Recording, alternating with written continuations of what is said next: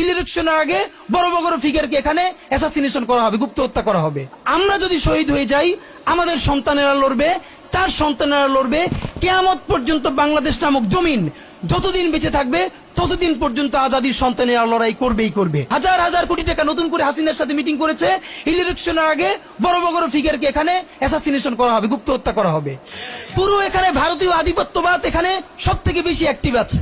এখানে আওয়ামী লীগের হাজার হাজার কোটি টাকা, তার সচিবরা, তার পুলিশরা, তার পান্ডারা সব রয়ে গেছে। আর্মির মধ্যে একটা বড় অংশ রয়ে গেছে, কোনো সংস্কার করা হয় নাই। তারা বারবার স্যাবোটেজ করবার চেষ্টা করছে, এই রাষ্ট্রকে, এই সরকারকে ফেল করানোর চেষ্টা করছে। তো আপনি মুক্তিযুদ্ধের পরে যে ৩-৪ বছর এইরকম রাহাজানি হয়েছে, সেটাকে যদি অটকুন দিতে পারেন যে নতুন রাষ্ট্র গঠনের আগে এই ঝামেলাটা হয়, তাহলে এই যে নতুন বাংলাদেশের স্বপ্নের মধ্যে এইগুলোকে আপনি বড় করে মপ করে ফ্রেমিং করেন। আপনি এই জবান যে আপনার না, এই জবান যে দিল্লির জবান, ভারতীয় আধিপত্যবাদের জবান, সেইটা বুঝতে আমাদের পিএইচডি করা লাগে না। সুতরাং জুলাই সনদের সাথে নির্বাচনের ক্ষেত্রে শুধু আমাদের 2 মিনিট কথা। নির্বাচন হতে হবে। আমি একটু ভদ্রতার সাথে এবং শ্রদ্ধার সাথে বিনয় আমি জানাচ্ছি যে ভাইরা যেটা বলেছেন, সকল দল মিলে আগামী 20 বছর নির্বাচন না হোক, না, এটা আমরা চাই না। আমরা নির্বাচন চাই। মানুষ গত 16 বছরে ভোট দিতে পারে নাই। মানুষ আনন্দ নিয়া শীতের সকালে বাচ্চা কাচ্চাকে কুয়াশার মধ্যে লাইন দিয়ে দাঁড়াই থাকবে, ভোট দিবে। আমরা সেই বাংলাদেশ দেখতে চাই। আমরা নির্বাচন চাই, নির্বাচন হতেই হবে। এই নির্বাচনকে বানচাল করবার জন্য দিল্লি থেকে শুরু করে আওয়ামী লীগ হাজার হাজার কোটি টাকা নতুন করে এখানে বিনিয়োগ করছে। নির্বাচন লাগবে। তবে আমাদের প্রশ্ন হলো, সেই নির্বাচনের ম্যান্ডেট হবে কি? এখানেই আমাদের কথা। কোন ধরনের আপোষ ছাড়াই নতুন নির্বাচন হইতে হবে জুলাই সনদের ভিত্তিতে। এইটাই আমাদের কথা। জুলাই সনদের ভিত্তিতেই নির্বাচন হতে হবে এবং জুলাই সনদের বৈধতা নির্বাচনের আগেই দিয়ে সেইটার ভিত্তিতে নতুন নির্বাচন হবে, যেই নির্বাচনের ম্যান্ডেট থাকবে নতুন সংসদে নতুন বাংলাদেশের জন্য আমাদের রাজনৈতিক দলগুলো মিলে নতুন সংসদের নতুন সংবিধান উপহার দিবে। যেই সংবিধান 72-এর বাকশালী সংবিধান, ফ্যাসিবাদী সংবিধান, যেই সংবিধানের কোনো ম্যান্ডেট ছিল না বাংলাদেশ রাষ্ট্রের সংবিধান করবার, কারণ তারা পাকিস্তান রাষ্ট্রের মধ্যে শপথ নিয়ে পাকিস্তান রাষ্ট্রের জন্য সংবিধান প্রণয়নের কথা বলেছিলেন, কিন্তু বাংলাদেশ রাষ্ট্রের কোনো ম্যান্ডেট তাদের কাছে ছিল না। তারপরে তারা সংবিধান রচনা করেছেন, এরপরেও তারা একটা সেই সংবিধানকে লেজিটিমেট করবার জন্য একটা গণভোট দেন নাই। এরপরে যারা 73-এর একটা ভোট চোরের নির্বাচন দিয়েছে, সেই 73-এর নির্বাচনের ভোটের ইশতেহারের মধ্যেও তারা এই সংবিধানকে তারা লেজিটিমেসি দেন নাই, ইশতেহারে রাখেন নাই। সেই সংবিধানকে যুগের পরে যুগ আমরা বয়ে বেড়াবো, সেই দায়বদ্ধতা তো আমাদের নাই। এবং সেই সংবিধান কেমন ফ্যাসিস্ট সংবিধান করা হয়েছে, যেইটার সাংবিধানিক ভিত্তি দিয়েই আপনি একটা কথা বলতে পারবেন। এই যে সবাই বলে আইনের কথা, বলেন তো পারলে একটা কথা, হাসিনা কোনটা বেআইনি কাজ করছে? না, হাসিনা একটাও বেআইনি কাজ করে নাই। সে সমস্ত হত্যা, গুম, খুন এই সংবিধানের আইনের ভিত্তিতেই করছে। সে এই সংবিধানকে ডাস্টবিন বানিয়ে তত্ত্বাবধায়ক সরকার বাতিল করেছে, যা ইচ্ছে করে তাই করেছে। এবার তো সে তো বেআইনি কিছু করে নাই, কথা তো সত্য।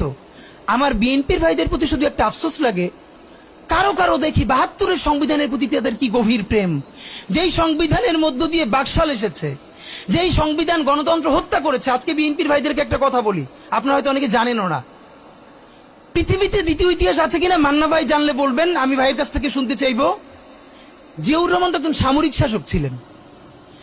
একজন সামরিক শাসক সামরিক ফরমান জারি করে দেশে গণতন্ত্র ফিরেছে, পৃথিবীতে এই নজির নাই যেটা জিয়াউর রহমান করছেন। আপনারা কি জানেন? এই যে জিয়াউর রহমান গণতন্ত্র ফিরাইলেন, যার মাধ্যমে আওয়ামী লীগও রাজনীতি করার সুযোগ পাইল বাকশালের পর, সেটা কিসের মধ্য দিয়ে? তখন তো সংসদ নাই, সংবিধান তো সংশোধনও করা যাইতেছিল না। কিসের মধ্য দিয়ে? জিয়াউর রহমানের সামরিক ফরমানের মধ্য দিয়ে। পৃথিবীর একমাত্র একজন সামরিক শাসক যিনি ফিল করলেন না, সামরিক পন্থা দিয়ে করা যাবে না, গণতন্ত্রে ফিরতে হবে। এবং দেখেন হাসিনারে এবং আওয়ামী লীগের চরিত্রটাই হলো এইরকম, এর যে একটু ভালোবাসে তার সে হত্যা করে। শহীদ প্রেসিডেন্ট জিয়াউর রহমান শেখ হাসিনাকে দেশে আসার অনুমতি দিছিলেন, সুযোগ দিছিলেন এবং বলছে থাক সবাই রাজনীতি করুক।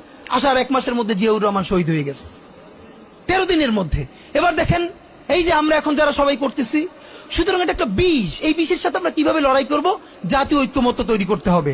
সুতরাং পলিটিক্যাল পার্টি এবং সবার প্রতি একটা কথা, প্লিজ আপনারা বিএনপিকে শতভাগ কর্নার করে দিয়েন না। বিএনপি এই আধিপত্যবাদ বিরোধী লড়াইয়ের জন্য আমাদের একটা বড় শক্তি। এই শক্তিকে এত বেশি কর্নার করা যাবে না যাতে তারা গিয়ে আওয়ামী লীগের হাত ধরে ফেলে। তারা যদি আওয়ামী লীগের হাত ধরে ফেলে তাহলে লড়াইটা তো আমাদের জন্য আরো কঠিন হয়ে যাবে। বরং বিএনপির প্রতি আমাদের চ্যালেঞ্জ হলো, যেই বিএনপি বাকশালী সংবিধানের প্রতি প্রেম দেখাবে, তারে শহীদ জিয়ার ছবিটা সামনে এনে বলতে হবে যে এই বাকশালী সংবিধান তো জিয়াউর রহমানই ছুঁড়ে মারছিল। বেগম জিয়া বলেছেন এই সংবিধানকে ছুঁড়ে ফেলা হবে। এখন বেগম জিয়ার চেয়েও নতুন বিএনপি আসছে, বেশি প্রেমের বিএনপি। যেই শহীদ প্রেসিডেন্ট জিয়াউর রহমান ইসলামোফোবিক জায়গা থেকে বাংলাদেশের মুসলমান, বাঙালি মুসলমান সব আইডিয়াকে ধারণ করে বাংলাদেশের জাতীয়তাবাদ তৈরি করলেন।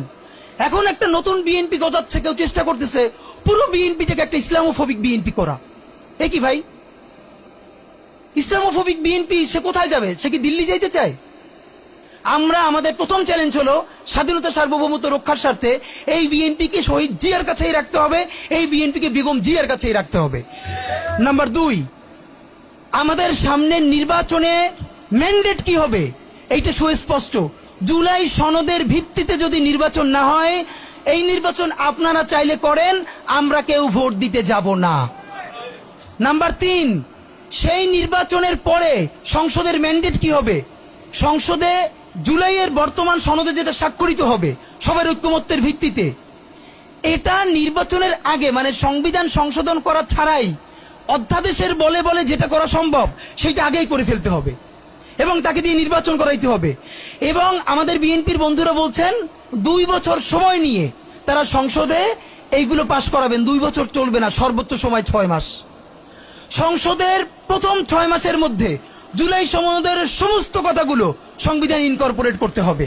যদি পারেন নতুন সংবিধান করতে হবে, নতুন সংবিধান করতে না পারলে এইটার মধ্যে ইনকর্পোরেট করতে হবে। রাজনৈতিক বিভাজনের ফাঁকে একমাত্র সমস্ত সুবিধা নেবে ফ্যাসিবাদ, ফ্যাসিবাদের শক্তি এবং আওয়ামী লীগ।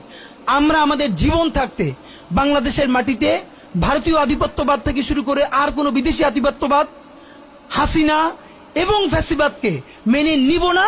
এবং আমরা যদি শহীদ হয়ে যাই, আমাদের সন্তানেরা লড়বে, তার সন্তানেরা লড়বে। কিয়ামত পর্যন্ত বাংলাদেশ নামক জমিন যতদিন বেঁচে থাকবে ততদিন পর্যন্ত আজাদির সন্তানেরা লড়াই করবেই করবে। ইনকিলাব জিন্দাবাদ।